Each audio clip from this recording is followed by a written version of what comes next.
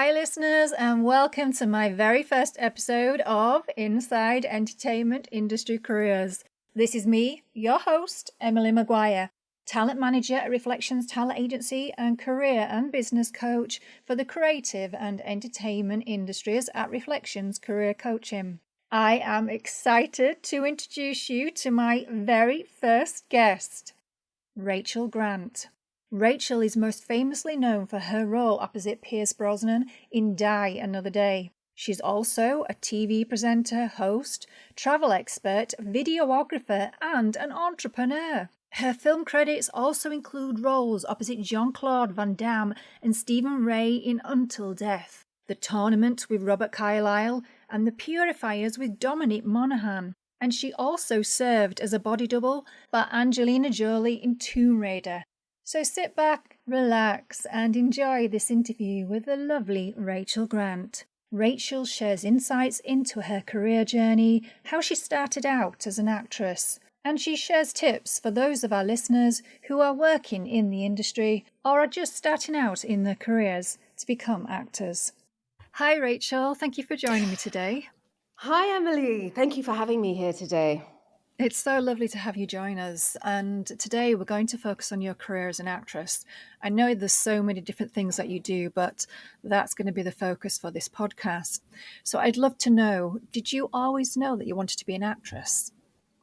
Oh, yes. Oh, my goodness. 100%. Since I was age 4 or 5, I went to the movie theatre, as we did back then. Everybody would gather every week and we'd watch a movie, and I would watch movies and movies and movies week after week. But the first movie I ever watched was E.T. And gosh, I loved it. Oh, and there were children in there the same age as me.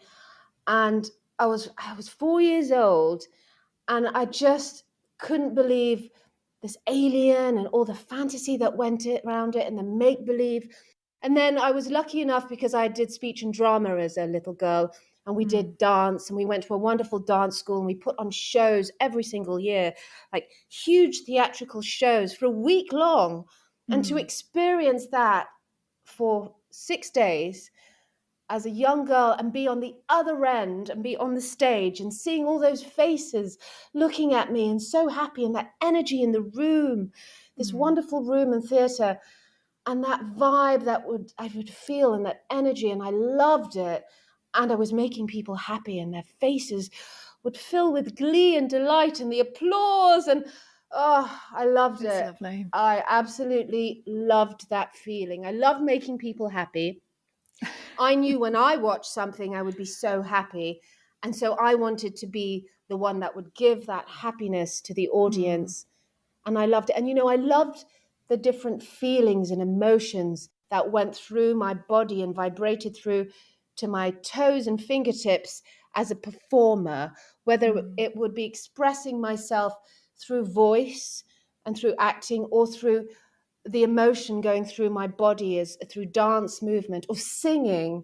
That feeling, that expressing myself through my body, was just a wonderful feeling, and I still love it today. Oh, talking about it now, if you were to see me now, I've got my arms going up in the air, my legs are being lifted off the floor, I'm about to elevate. And that's what performance and acting does. It elevates me to this level where I feel closer to my creator. I'm elevated as a human being, and it makes me so happy. And obviously in life we want to be happy. So I do the thing I love to do, and it brings me so much enormous amount of happiness. And for me to make other people happy through performing is wonderful. So I want to do that. And that's a magical experience. Oh, it's just wonderful. We have to life should be magical. No, it's wonderful. I love it. love I it. love the energy, and it just transports wonderful. the audience, doesn't it, into another kind Yes. of world for that moment. Yes, for that moment. And I want to live in that world for as much as possible. And whether it's being in the audience or being on stage, I want to always be experiencing it. And it's wonderful. And so in front of being in front of the camera, you don't have that live performance that you have on stage. You know, you can do it again and again, but that's okay. And you can keep reliving those moments and find other ways to express that moment and that feeling in a variety of ways. And I love that. It's, I can theatre's feel it. different. Yes, theatre's different. And when a director or casting director says, say it in another way, or what if you're feeling this on this take and you have to do it in another way? It's just, it's lovely to work those muscles, those feelings. Playground. And to change. Oh, it's lovely.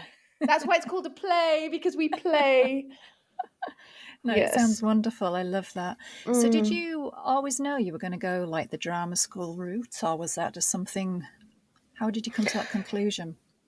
Yes, I suppose I did, because I grew up in Nottingham and I had a wonderful childhood, and we were really exposed to the arts in Nottingham, because we have all sorts of arts going on with the theatre, movie theatres. I remember Torval and Dean came from Nottingham when I was growing up, the famous ice skaters that won gold medal. We had a wonderful ice skating rink. That Nottingham had so many great arts and musicals and orchestras, and I'm very grateful to Nottingham because of the arts. And it was one of the best cities to grow up in with the arts. And we had a wonderful dance school that we attended. It's called the Morrison School of Dancing. And we did competitions, and we traveled all over England to Scunthorpe. We went to Scunthorpe Tamworth festivals, and we would dance so many things. We would do singing and dancing. We'd do character dance, national dance. So I was exposed to a lot in Nottingham. And I'm so grateful to Nottingham. I really am. And Miss Morrison, who is this wonderful teacher of performance, and she also taught deaf people and blind people how to perform on stage. She really was amazing, and she taught until she was 97. And she began in Nottingham when she was 13. And I'm happy to say I managed to nominate her for an MBE. So Wow. it was actually 2012. She and I went to Buckingham Palace, and we met the Queen there, and she got her MBE, and she passed away in 2017, and she was still teaching the week she passed away. But I was exposed to so much theatrics growing up and live theatre. And that when we went to London, we had relatives in London growing up, and I would see these big lights and the big stages, and we'd watch these Andrew Lloyd Webber theatrical performances and watch plays, and oh my goodness, these stages were enormous and the lights were bigger. And I have to say, yes, I was attracted to that. So I did want to leave Nottingham, not leave actually, because my mother still lives there and I still go back. And I would do theatre there in a heartbeat. I wanted to go on to a performing arts school or an acting school. I also always imagined, I had this dream to go to RADA or LAMDA or Guildhall. But I wanted to go away when I was 13, and I really wanted to go to Italia Conti. And I asked my mum, I want to go in. No, wasn't allowed. Tried when I was 14, wasn't allowed. Really, really tried hard. And she instead sent me to a summer school at Italia Conti, where we did drama and we did these plays, and it was wonderful. Kind of immersed you into the experience. Yes. And then eventually my sister and I, we moved to London, because I'm the middle of three performing sisters, and my older sister, who's now a ballet teacher, and that was her world. She was into ballet, and she expressed herself through dance, and I love to express myself through voice, whether it was singing or acting. So we went to the same performing arts school. It was the London Studio Centre. I was 16 and she was 18. And I think my mum sent us this school for a couple of reasons. We could both do it together because they had a very good ballet program, and they also had a very good acting program. We would live together. We went to school together, and we lived opposite the British Museum. Oh my God, which is amazing, by the way. But the good thing about Nottingham, that Nottingham had such wonderful support for the arts, that both my sister and I had grants to this school.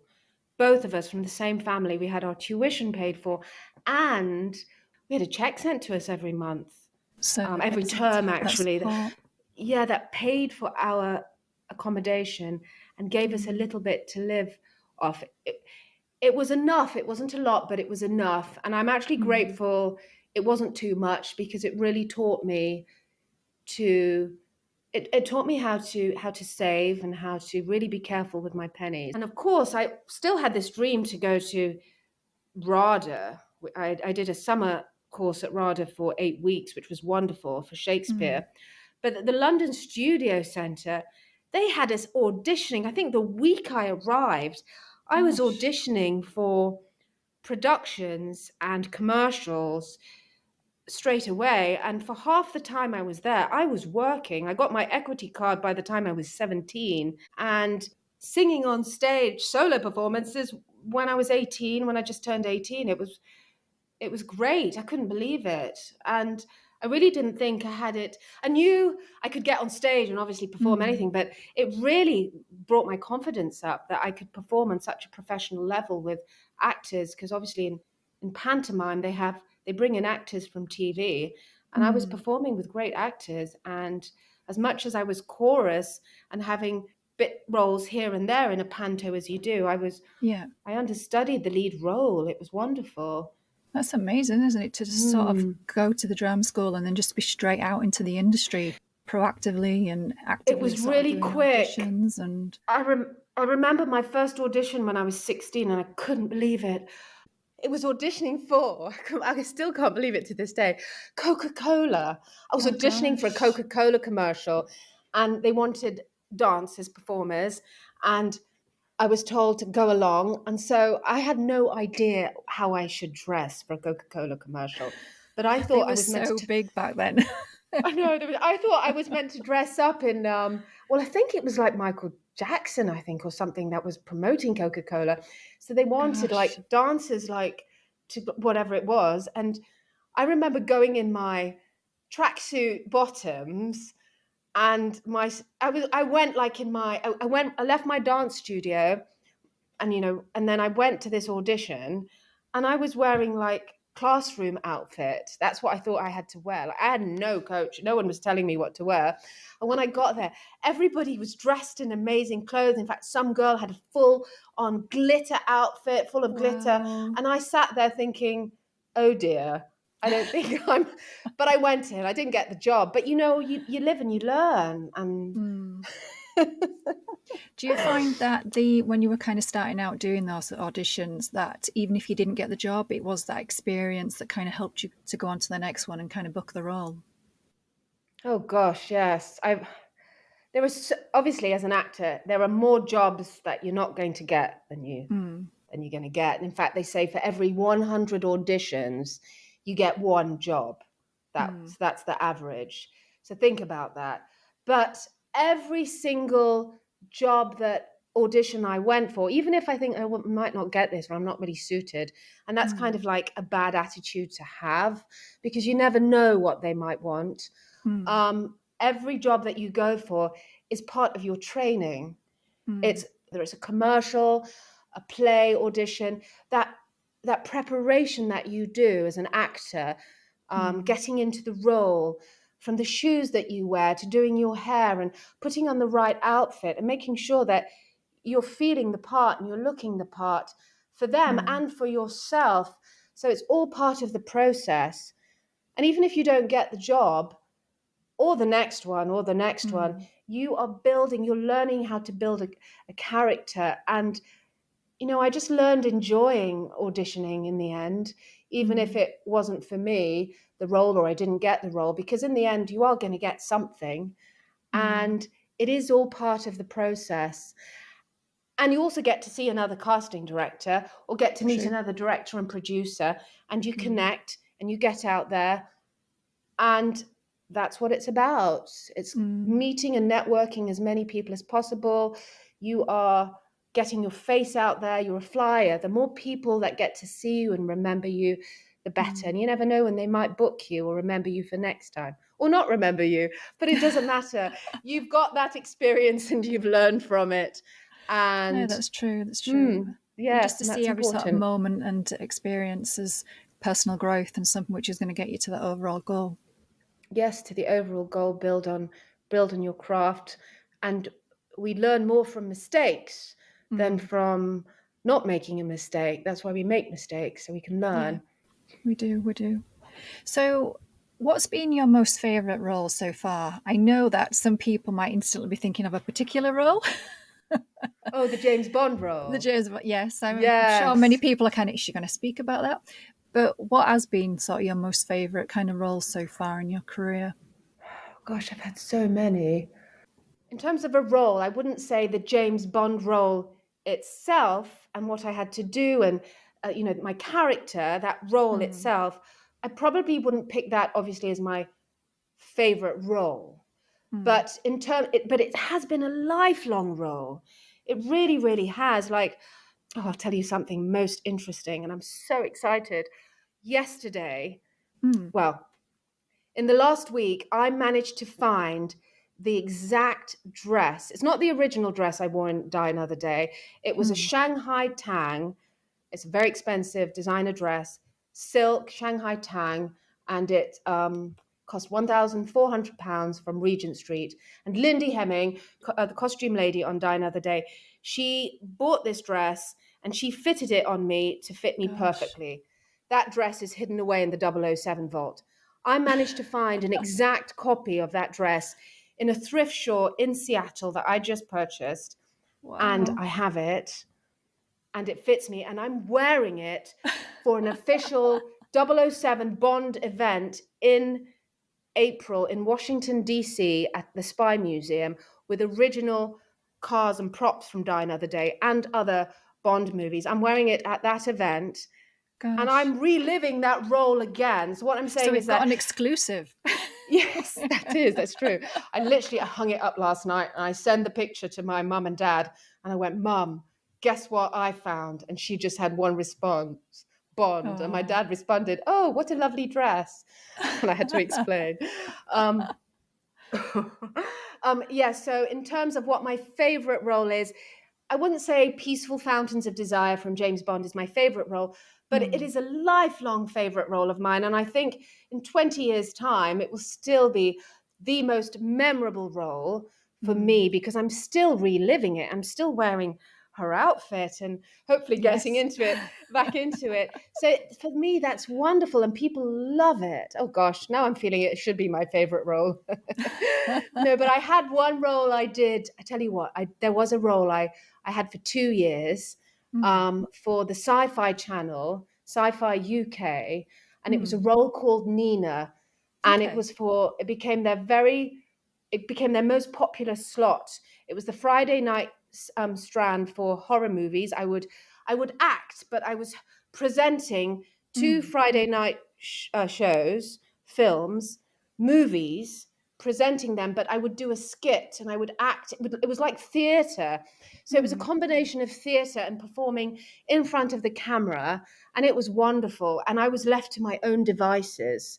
Ooh, that's so good, Production isn't it? allowed, Yeah. yes, they allowed me to be very free with the role, and it's not often you get that opportunity to be like super duper free. And it was, I love horror. I've always loved horror films. So Mm, the genre was horror, and I would like play, and it was comedy too. So it was a combination of comedy, theatrics, horror, and it's all the things I love to do. And obviously, I got the role because I love to do those things, and mm. it showed in my audition. So it worked very well. So for me, that was a real favorite of mine. That role, Nina, on the Sci-Fi channel for Sci-fright. But the Mm. most memorable and lifelong role that I'm always going to be living is James Bond, of course. And the Of dress now. course, Mr. Bond, why not? Yes. Mm.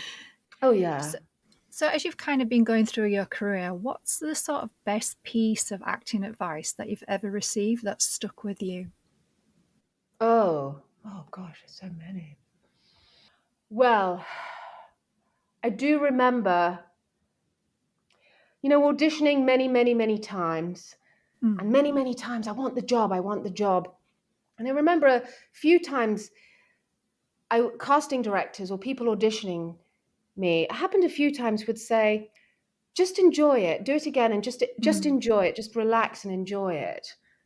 And I often used to think, what are they saying? Enjoy it. Of course I'm enjoying it. But it made me realize that I was wanting the job so much Mm. that it was showing through. and I suddenly understood what they were trying to explain. Mm. Was to say, like, I just need to relax. I'm not attached to this. It's not a job. I should just enjoy being this character. No strings attached. I Mm. shouldn't be wanting the job so much, because sometimes when you want the job so much, that gets in the way. So I Mm. remember the times I didn't maybe try so hard to get the job, and I was more relaxed, and I just enjoyed being in that moment and enjoyed the performance and Mm. enjoyed creating that character, and I was that character. That was when it worked best, and I would book roles more often than Mm. not. So I think that's one of the best tips that I would often get told. And I understood it to mean that I shouldn't get too attached to the role and want the role Mm. so much, because you're setting yourself up for disappointment. And if you, Mm. and I remember at certain times I was so convinced that, oh, I'm going to get this job, and I want this job so badly. And when then I didn't get it, it would hurt so much, and I would Mm. cry, and I would be like Oh, upset about it for maybe a day or two. yeah. It's difficult, isn't Mm. it? It's very much a personal experience as an actor, and that Yes. You you want can something so sometimes. much. Yeah, you love it so much. So, and it's good obviously to love what you do, but if you can just let go of the role, and then you won't be hurt so much if you don't get it. And I also think you can just give a better performance when Mm. you're not so attached and wanting it so much. And obviously, I remember, well, a lot of it now is done online auditions, and obviously Mm. you still have to audition in person ever so often. But your nerve, when you want something so much, you're so nervous, or it's Mm. just you're not coming across as your best. So Mm. it's Extra always best to pressure. relax. Yes, to just relax and enjoy it, and you'll do such a better performance. You'll remember your lines more. That's Mm. another thing, to try and remember lines as much as possible, to be off book.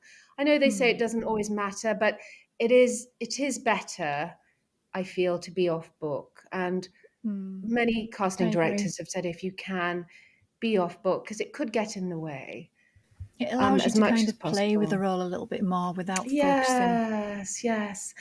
And another thing, this is a good tip.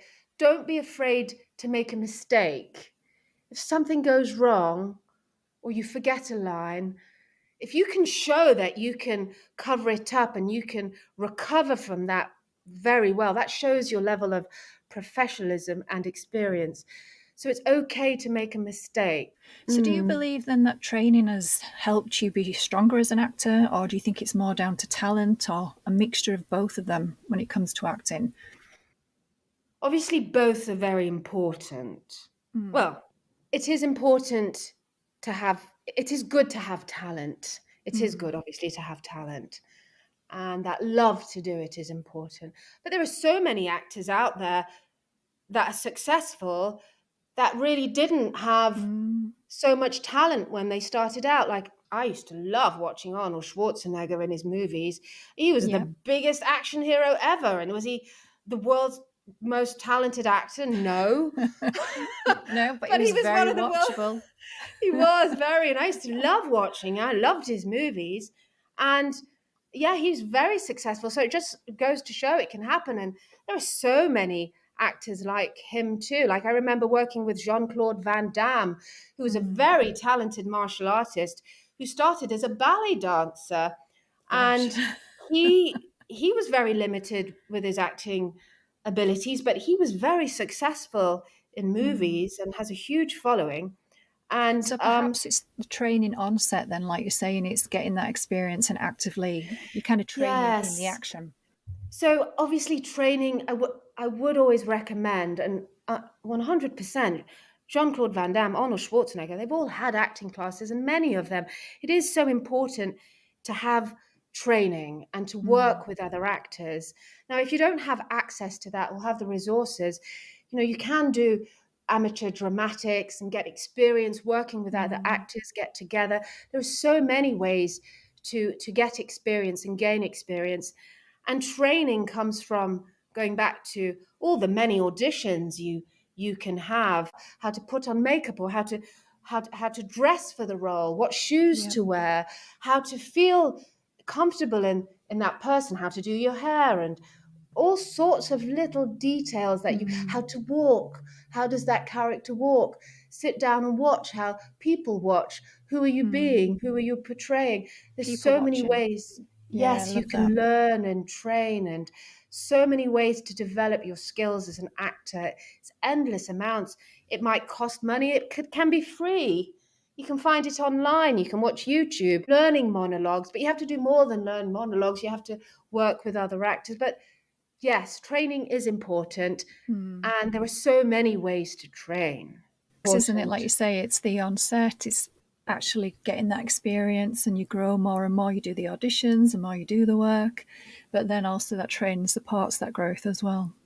That's right, and everybody's very different too with what they're doing. And I think as an actor, it's also helpful if you're an actor, you have other skills. I'm sure everybody has skills. You're all good at something, whether it's playing football, doing martial arts. I remember one of the first TV jobs I booked was as a martial artist, and I've worked in martial arts movies. There are so many of them. So if you have other talents, keep them up and keep busy. If you can play football, you never know, you might be.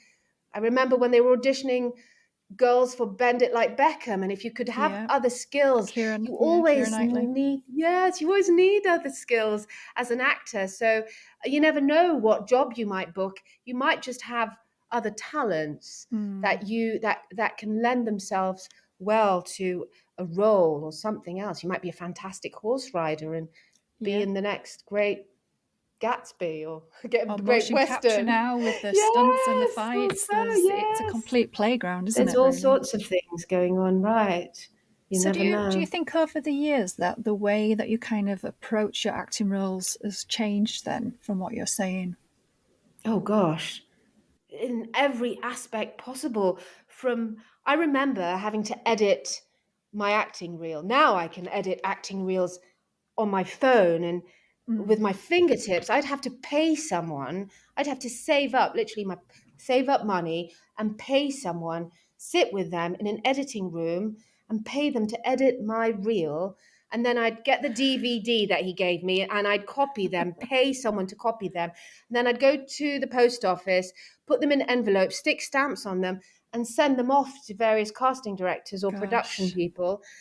And that process took how many days? I don't know. It took a while. And then I could only send off maybe 20 at a time. And nowadays, we wow. can just press buttons and people get them in seconds.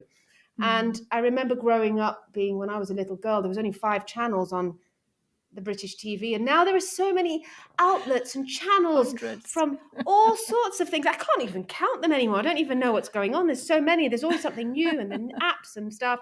And people are acting on TikTok and Facebook and Twitter. People are getting booked off having, Social media, yeah. yeah, it's just crazy, and how many followers they have. So it has really, really changed. So the approach to acting has changed considerably. And I know people have very successful TikTok channels where they're performing their acting roles, their comedy roles on TikTok, and they're forwarding their TikTok pages to people to get booked Yeah. off things. So there are ways we can put ourselves out there that weren't available back then. So there are more people doing this now, I feel, when there are more things being thrown at us, but then there are also more channels and avenues that need actors and people. So that's changed considerably. Very much a Yes. theme of playground coming through whilst we're talking. Playground, that play from when you were younger, actually playing in the roles, to now there's much more media to play with. Acting is just, there's so many opportunities that are available out there, and it's knowing exactly what to focus on, really, isn't it? That's right. There's exactly that. You have so many avenues. Like, what do you focus on? Like, there's just so much out there. And as an actor, you're creative, right? So you should be creative in so many ways to put yourself out there. You might be able to create a new idea or do something new. It might just catch somebody's attention. So you never know. There are so many shows now that are created off the back of what somebody's uploaded. Just little ideas, yeah. Yeah. Or short stories, or Yes, So, it's wild. so for my last question, before you go, what's a piece of wisdom that you can share with our listeners who are starting out in their acting careers? What advice would you have for them? Well, as an actor, you are going to be resting most of the time instead of working. Now, obviously, you might get a great gig on a TV show and you might have a few weeks or months or even years of work. But after that's ended, and it does, you will be out of work and you have to start again and look for another job and another job. So it's this continually looking for new gigs and new work. And now that can be really exciting. That's quite exciting. Like, I thrive off that, like a new role, or there's something new going along here, a new project. That's exciting. We've picked a career that is ever changing and it's really wonderful. But I would say this: don't wait for that phone to ring or that email to come through. And don't rely on your agent or someone else to get you a job. They can put feelers out there for you, but you have to be active yourself, whether it's continuing with a local theatre group or creating one yourself. You have to have a side hustle or something going along, have something to fall back on. We need money to live and pay for bills. So if you can create something for yourself that complements your acting, that's wonderful. I know there's so many examples I could give. I know someone in New York that was an actor, and he just couldn't stand waiting for his agent to call anymore. He was sitting down and didn't have money. He created a one-man show and went round theatre schools, and he's working with children now, and he's still able to audition on the side, and he's his own boss, and he loves doing what he's doing. Lovely. It's fantastic. And I know someone in LA, a British guy, that started an app. He started an app for actors with friends. He made me one of the members of the app. I got a free subscription. He's a great guy. And he was always hustling. He was a lovely guy. I love him to bits, and I've known him for years. And we'd hang out in Los Angeles, and we were both people trying to get work. And he was always hustling, always had a side gig, always doing something to complement his acting. So you should always have something else going along. And I know somebody else in Los Angeles, he wanted to be an actor. And of course, he was in real estate, and he would sell property and what have you. So he started hosting, presenting little clips, because as an actor, you have a voice, and you know how to present yourself, you know how to put yourself together. We are well put together people that know how to be on camera. So okay, I can put myself on camera, put himself out on social media. He's been appearing on these shows, the real estate shows and DIY shows, houses. Yeah, he got gig doing that. So if you're able to put your voice, out there with something that you're good at, you can continue to be an actor. Have a side hustle and do all the auditions and other bits at the same time. Actors are talented, so why should we sit down and not use our talent? I always didn't have work. It's like feast or famine. I do very well off my side hustles, and they're all very much part of who I am, using my voice, using my skills, my creative skills, editing. I feel very fortunate, and you can find something that works for you. It really can happen. I've seen actors make it work in amazing ways. And then while they're doing that great gig, they've got their side hustle bubbling along in the background. And once that great 2-year acting job on a TV show's over, they can go back to it. And it's so exciting, to be creative. I know, I'm getting so excited just talking to you about it. I think it's nice because I think having that side hustle takes the pressure off the roles that you're applying for as well. There's not quite as much pressure on there in terms of, I've got to get this because it's got to pay my rent. You've got that side hustle, so you enjoy the process. And then you do a better performance. As I was saying, I mean, so I need this job. I need this job. I want this job. Yes. Yeah. And I always think I just wanted to mention one other thing, because it's quite a big part of it. And I know I might have had moments of feeling this too, although it wasn't the most important thing. And other people I've worked with, I know they feel this. You can't be in this to be famous. It's just such an unhealthy thing to want to be famous. I'm in this because I want to be famous. I need to be famous. Yeah. I need to be famous. It's really not about that. That's not what being happy is about, or being an actor. It really isn't. It's so just to remember that should not be at the forefront of your that shouldn't be your aim. So you have to be in it for the right reasons. That's lovely. Thank you ever so much, Rachel. That's been a wonderful conversation. Oh yeah, it's been nice to talk to you. It's funny reliving my career and remembering the past and getting so energized about it. And making me feel the energy too at this end. I know. It's nice. That's lovely. Thank you. And I'm sure our listeners they'll get a lot from listening to you. It's lovely. Thank you. No, thank you. Anytime, and good luck to everyone. Keep those creative wheels turning. It's why we're here, to create. Thank you for listening to this Inside Entertainment Industry Careers podcast. Make sure to subscribe for an email notification of when the next podcast episode goes live in 2 weeks' time. If you enjoyed this episode, please share with your friends, family, and network and leave us some feedback.